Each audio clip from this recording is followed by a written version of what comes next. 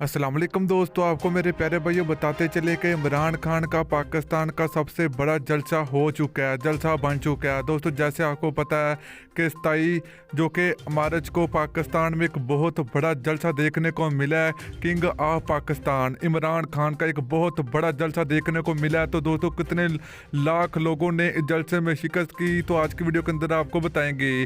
तो वीडियो को लाजमी आप लोगों ने अंत तक देखना है। तो अगर आप लोग भी इमरान खान को सपोर्ट करते हैं तो जल्दी से वीडियो को लाइक करें, चैनल को सब्सक्राइब करें, बेल आइकन जरूर इनेबल करें ताकि आप लोगों को मजीद वीडियो का नोटिफिकेशन मिलता रहेगा।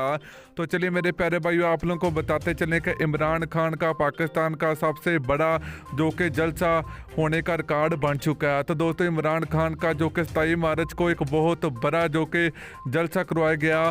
तो दोस्तों इस जलसे में लोगों की अगर बात करें तो मेरे प्यारे भाइयों 5 या 10 लाख लोगों ने जो कि शामिल हुए थे इस बड़े जलसे में। तो बहुत बड़ा रिकॉर्ड बन चुका है।